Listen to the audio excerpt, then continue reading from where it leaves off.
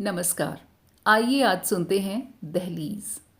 पिछली रात रूनी को लगा कि इतने बरसों बाद कोई पुराना सपना धीमे कदमों से उसके पास चला आया है। वही बंगला था, अलग कोने में पत्तों से घिरा हुआ। वह धीरे धीरे फाटक के भीतर घुसी है। मौन की अथाह गहराई में लॉन डूबा है। शुरू मार्च की बसंती हवा घास को सेहरा सहला जाती है। बहुत बरसों पहले के एक रिकॉर्ड की धुन छतरी के नीचे से आ रही है। ताश के पत्ते घास पर बिखरे हैं। लगता है जैसे शम्मी भाई अभी खिलखिलाकर हंस देंगे। और आपा, बरसों पहले जिनका नाम जली था, बंगले के पिछवाड़े क्यारियों को खोदती हुई पूछेगी, रूनी जरा मेरे हाथों को तो देख, कितने लाल हो गए हैं।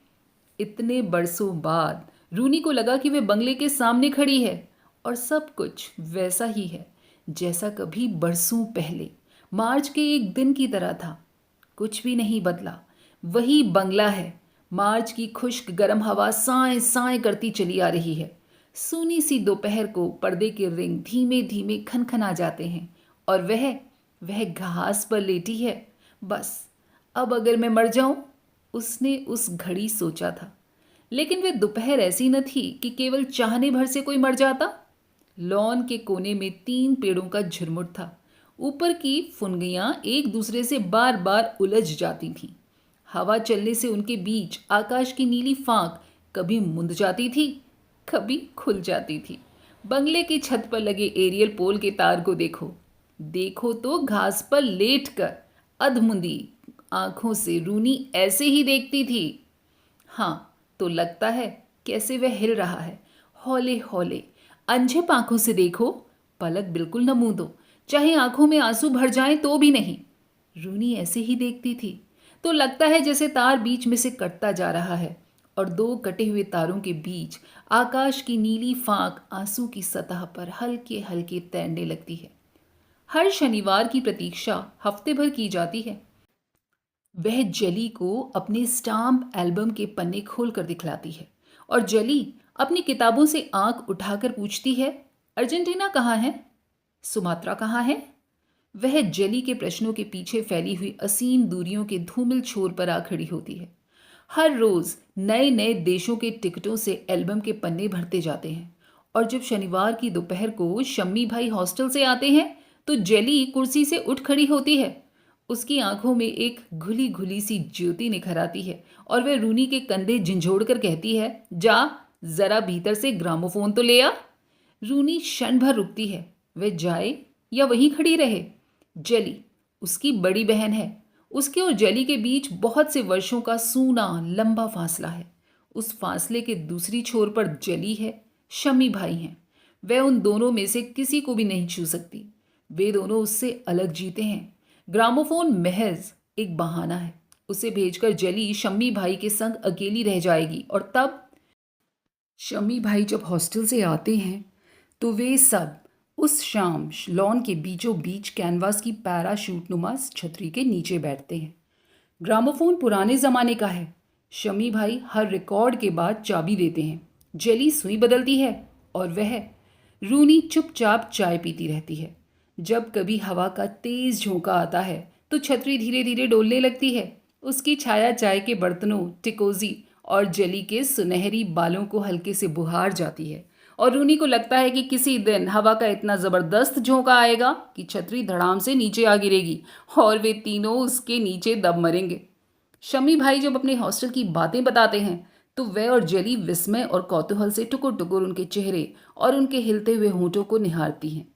रिश्ते में शमी भाई चाहे उनके कोई न लगते हों, किंतु उनसे जान पहचान इतनी पुरानी है कि अपने पराये का अंतर कभी उनके बीच आया हो याद नहीं पड़ता। हॉस्टल में जाने से पहले जब वह इस शहर में नए आए थे तो अब्बा के कहने पर कुछ दिन उन्हीं के घर रहे थे। अब कभी वह शनिवार को उनके घर आते हैं तो अपने संसंग जली के लिए यूनिवर्सिटी लाइब्रेरी से अंग्रेजी के उपन्यास और अपने मित्रों से मांगकर कुछ रिकॉर्ड लाना नहीं भूलते। आज इतने बरसों बाद जब उसे शमी भाई के दिए हुए अजीब गरीब नाम याद आते हैं तो हंसी आए बिना नहीं रहती। उनकी नौकरानी मेहरू के नाम को 4 चांद लगाकर शमी भाई ने उसे कब सदियों पहले ही सुकुमार शहजादी मेहरू निसा बना दिया, कोई नहीं जानता। वह रेहाना से रूनी हो गई और आपा आपा पहले बेबी बनी, उसके बाद जली आइसक्रीम और आखिर में बेचारी सिर्फ जली बनकर रह गई। शमी भाई के नाम इतने बरसों बाद भी लॉन की घास और बंगले की दीवारों से लिपटी बेल लताओं की तरह चिरंतन और अमर हैं। ग्रामोफोन के घूमते हुए तवे पर फूल पत्तियां उग जाती हैं। एक आवाज उन्हें अपने नरम नंगे हाथों से पकड़कर हवा में बिखेर देती है। संगीत के सुर झाड़ियों में हवा से खेलते हैं। घास के नीचे सोई हुई भूरी मिट्टी पर तितली का नन्हा सा दिल धड़कता है। मिट्टी और घास के बीच हवा का घोंसला कांपता है, थर थर कांपता है। और ताश के पत्तों पर जली और शमी भाई के सिर झुकते हैं, उठते हैं, मानो वे दोनों चार आंखों से घिरी सांवली झील में एक दूसरे की छायाएं देख रहे हों। और शमी भाई जो बात कहते हैं उस पर विश्वास करना न करना कोई माने नहीं रखता। उनके सामने जैसे सब कुछ छूट जाता है, सब कुछ खो जाता है। और कुछ ऐसी चीज़ें हैं जो चुप रह जाती हैं और जिन्हें जब रूनी रात को सोने से पहले सोचती है तो लगता है कि कहीं एक गहरा धुंधला सा गड्ढा है जिसके भीतर वह फिसलते फिसलते बच जाती है, और नहीं गिरती है तो मोह रह जाता है न गिरने का। और जली पर रोना आता है, गुस्सा आता है। जली में क्या कुछ है कि शमी भाई उसी को देखते रहते हैं, वह रूनी में नहीं देखते। और जब शमी भाई जली के संग रिकॉर्ड बजाते हैं, ताश खेलते हैं, मेज के नीचे अपने पाँव उसके पाँव पर रख देते हैं, तो वह अपने कमरे की खिड़की के पर्दे के परे चुपचाप उन्हीं को देखती रहती है, जहाँ एक अजीब सी मायावी रहस्यमयता में डूबा झिलमिल सा सपना है। और पर्दे को खोलकर पीछे देखना, यह क्या कभी नहीं हो पाएगा? मेरा भी एक रहस्य है जो ये नहीं जानते, कोई नहीं जानता। रूनी ने आंखें मूंदकर सोचा, मैं चाहूं तो कभी भी मर सकती हूं। उन तीन पेड़ों के झुरमुट के पीछे ठंडी गीली घास पर, जहां से हवा में डोलता हुआ एरियल पोल दिखाई देता है। हवा में उड़ती हुई शमी भाई की टाई, उनका हाथ जिसकी हर उंगली के नीचे कोमल कोमल सफेद खाल पर लाल लाल से गड्ढे उभर आए हैं, छोटे छोटे चांद से गड्ढे जिन्हें अगर छुओ, मुट्ठी में भींचो, हल्के हल्के से सहलाओ तो कैसा लगेगा? सच कैसा लगेगा? किंतु शमी भाई को नहीं मालूम कि वह उनके हाथों को देख रही है, हवा में उड़ती हुई उनकी टाई, उनकी झिपझिपाती आंखों को देख रही है। ऐसा क्यों लगता है कि एक अपरिचित डर की, एक अनजान से डर की खट्टी खट्टी सी खुशबू उसे अपने में धीरे धीरे घेर रही है। उसके शरीर के एक एक अंग की गांठ खुलती जा रही है। मन रुक जाता है और लगता है कि लॉन से बाहर आकर वह धरती के अंतिम छोर तक आ गई है और उसके परे केवल दिल की धड़कन है जिसे सुनकर उसका सिर चकराने लगता है। क्या उसके संग ही यह होता है या जेली के संग भी ऐसा होता है? तुम्हारी एल्बम कहाँ है? शमी भाई धीरे से उसके सामने आकर खड़े हो गए। उसने घबरा कर शमी भाई की ओर देखा। वह मुस्कुरा रहे थे। जानती हो इसमें क्या है? शमी भाई ने उसके कंधे पर हाथ रख दिए। रूनी का दिल धौंकनी की तरह धक धक धड़कने लगा। शायद शम्मी भाई वही बात कहने वाले हैं जिसे वह अकेले में रात को सोने से पहले कई बार मन ही मन में सोच चुकी है। शायद इस लिफाफे के भीतर एक पत्र है, प्रेम पत्र, जो शम्मी भाई ने चुपके से सिर्फ उसके लिए, केवल उसके लिए लिखा है।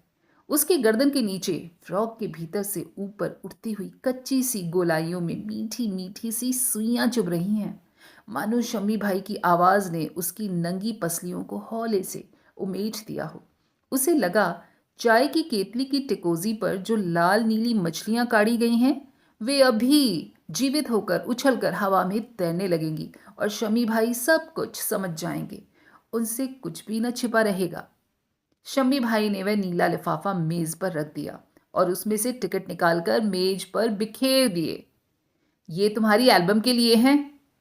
वह एकाएक कुछ समझ नहीं सकी। उसे लगा जैसे उसके गले में कुछ फंस गया है और उसकी पहली और दूसरी सांस के बीच एक खाली अंधेरी खाई खुलती ही जा रही है। जली, जो माली के फावड़े से क्यारी खोदने में जुटी थी, उनके पास आकर खड़ी हो गई और अपनी हथेली हवा में फैलाकर बोली, देख रूनी, मेरे हाथ कितने लाल हो गए हैं। रूनी ने अपना मुंह फेर लिया। वह रोएगी, बिल्कुल रोएगी, चाहे जो कुछ भी हो जाए। चाय खत्म हो गई। मेहरुनिसा ताश और ग्रामोफोन दोनों भीतर ले गई और जाते जाते कह गई कि अब्बा उन सबको भीतर आने के लिए कह रहे हैं। किंतु रात होने में अभी देर थी और शनिवार को इतनी जल्दी भीतर जाने के लिए किसी के मन में कोई उत्साह नहीं था। शम्मी भाई ने सुझाव दिया कि वे कुछ देर के लिए वाटर रिजर्वर तक घूमने चलें। उस प्रस्ताव पर किसी को कोई आपत्ति नहीं थी। सब सहमत हो गए और वे सभी कुछ ही मिनटों में बंगले की सीमा पार करके मैदान की ऊबड़ खाबड़ जमीन पर चलने लगे। चारों ओर दूर दूर तक भरी भूरी सूखी मिट्टी के ऊंचे नीचे टीलों और डोहों के बीच बेरों की झाड़ियां थीं। छोटी छोटी चट्टानों के बीच सूखी घास उगाई थी। सड़ते हुए पीले पत्तों से एक अजीब सी नशीली सी बोझिल कसैली गंध आ रही थी। धूप की मैली तहों पर बिखरी बिखरी सी हवा थी। शमी भाई सहसा चलते चलते ठिठक गए। रूनी कहाँ है? अभी तो हमारे आगे आगे चल रही थी, जली ने कहा। उसकी सांस ऊपर चढ़ती है और बीच में ही टूट जाती है। दोनों की आंखें मैदान के चारों ओर घूमती हैं। मिट्टी के ढूंहों पर पीली धूल उड़ती है, लेकिन रूनी वहां नहीं है। बेर की सूखी मटियाली झाड़ियां हवा में सरसराती हैं, लेकिन रूनी वहां नहीं है। पीछे मुड़कर देखो तो पगडंडियों के पीछे पेड़ों के झुरमुट में बंगला छिप गया है। लॉन की छतरी छिप गई है, केवल उनके शिखरों के पत्ते दिखाई देते हैं और दूर ऊपर फुनगियों का हरापन सफेद चांदी में पिघलने लगा है। धूप की सफेदी पत्तों से चांदी की बूंदों जैसी टपक रही है। वे दोनों चुप हैं। शमी भाई पेड़ की टहनी से पत्थरों के इर्द गिर्द टेढ़ी मेढ़ी आकृतियां खींच रहे हैं। जेली एक बड़े से चौकोर पत्थर पर रुमाल बिछाकर बैठ गई है। दूर मैदान के किसी छोर से स्टोन कटर मशीन का घर घर आता स्वर सफेद हवा में तिरता आ रहा है, मुलायम रुई में ढकी हुई आवाज की तरह, जिसके नुकीले कोने झर गए हैं। तुम्हें यहां आना बुरा तो नहीं लगता? शम्मी भाई ने धरती पर सिर झुकाए बहुत ही धीमे स्वर में पूछा। नहीं, तुम झूठ बोले थे, जेली ने कहा। कैसा झूठ जेली? शमी भाई ने पूछा। तुमने बेचारी रूनी को बहकाया था। अब वह न जाने कहां हमें ढूंढ रही होगी, जेली ने कहा। वह वाटर रिजर्वर की ओर गई होगी, कुछ ही देर में वापस आ जाएगी, क्यों परेशान हो रही हो? शमी भाई उसकी ओर पीठ मोड़े टहनी से धरती पर कुछ लिख रहे थे। जली की आंखों पर एक छोटा सा बादल उमड़ आया था। क्या आज शाम कुछ नहीं होगा? क्या जिंदगी में कभी कुछ नहीं होगा? उसका दिल रबड़ के छल्लों की मानंद खिंचता सा जा रहा था, खिंचता जा रहा था। शमी, तुम यहां मेरे संग क्यों आए? और बीच में ही रुक गई। उसकी पलकों पर रह रहकर एक नरम सी आहट होती है और वे मुंद जाती हैं। उंगलियां स्वयं चालित सी मुट्ठी में भिज जाती हैं और फिर अवश्य सी आप ही आप खुल जाती हैं। जली, सुनो। शम्मी भाई जिस टहनी से जमीन को कुरेद रहे थे, वह टहनी कांप उठी है। शमी भाई के इन दो शब्दों के बीच कितने पत्थर हैं, बरसों सदियों पुराने खामोश पत्थर। कितनी उदास हवा है और मार्च की धूप है, जो इतने बरसों बाद इस शाम को उनके पास आई है और फिर कभी नहीं लौटेगी। शमी भाई, प्लीज प्लीज, जो कुछ कहना है अभी कह डालो, इसी क्षण कह डालो। क्या आज शाम कुछ नहीं होगा? क्या जिंदगी में कभी कुछ नहीं होगा? वे बंगले की तरफ चलने लगे। उबड़ खाबड़ धरती पर उनकी खामोश छायाएं ढलती हुई धूप में सिमटने लगी। ठहरो। बेर की झाड़ियों के पीछे छिपी हुई रूनी के होंठ फड़क उठे। ठहरो एक क्षण। लाल भुरभुरे पत्तों की ओट में भुला हुआ एक सपना झांकता है।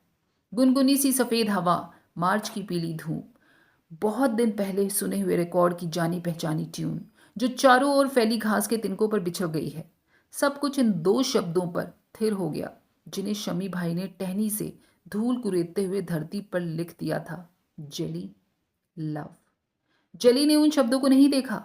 इतने बरसों बाद आज भी जेली को नहीं मालूम कि उस शाम शम्मी भाई ने कांपती टहनी से जली के पैरों के पास क्या लिख दिया था? आज इतने लंबे अरसे बाद समय की धूल इन शब्दों पर जम गई है। शम्मी भाई, वह और जली तीनों एक दूसरे से दूर दुनिया के अलग अलग कोनों में चले गए हैं, किंतु आज भी रूनी को लगता है कि मार्च की उस शाम की तरह वह बेर की झाड़ियों के पीछे छिपी खड़ी है। शम्मी भाई समझे थे कि वह वाटर रिजर्वर की ओर चली गई है, किंतु वह सारे समय झाड़ियों के पीछे सांस रोके निस्पंद आंखों से उन्हें देखती रही थी। उस पत्थर को देखती रही थी जिस पर कुछ देर पहले तक शम्मी भाई और जली बैठे थे। आंसुओं के पीछे से सब कुछ धुंधला धुंधला सा हो जाता है। शम्मी भाई का कांपता हाथ, जली की अधमुंदी सी आंखें, क्या वह उन दोनों की दुनिया में कभी प्रवेश नहीं कर पाएगी? कहीं सहमा सा जल है और उसकी छाया है। उसने अपने को देखा है और आंखें मूंद ली है। उस शाम की धूप के परे एक हल्का सा दर्द है, आकाश के उस नीले टुकड़े की तरह जो आंसू के एक कतरे में ढरक आया है। इस शाम से परे बरसों तक स्मृति का उद्भांत पाखी किसी सूनी घड़ी में ढकी हुई उस धूल पर मंडराता रहेगा जहां केवल इतना भर लिखा है, जेली लव। उस रात जब उसकी नौकरानी मेहरुनिसा छोटी बीवी के कमरे में गई तो स्तंभित सी खड़ी रह गई। उसने रूनी को पहले कभी ऐसे नहीं देखा था। छोटी बीबी, आज अभी सो गई? मेहरू ने बिस्तर के पास आकर कहा। रूनी चुपचाप आंखें मूंदे लेटी है। मेहरू और पास खिसक आई, धीरे से उसके माथे को सहलाया। छोटी बीबी, क्या बात है? और तब रूनी ने अपनी पलकें उठा ली, छत की ओर एक लंबे क्षण तक देखती रही। उसके पीले चेहरे पर एक रेखा खिंचाई, मानो वह एक दहलीज हो जिसके पीछे बचपन सदा के लिए छूट गया हो। मेहरू, बत्ती बुझा दे, उसने संयत निर्विकार स्वर में कहा। देखती नहीं, मैं मर गई हूं।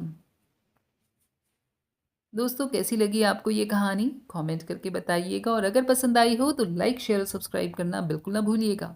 फिर मिलेंगे अगली बार ऐसी ही खूबसूरत, दिल छू जाने वाली कहानियों के साथ। तब तक स्वस्थ रहिए, मस्त रहिए, अपनी और अपनों का ख्याल रखिए। नमस्कार।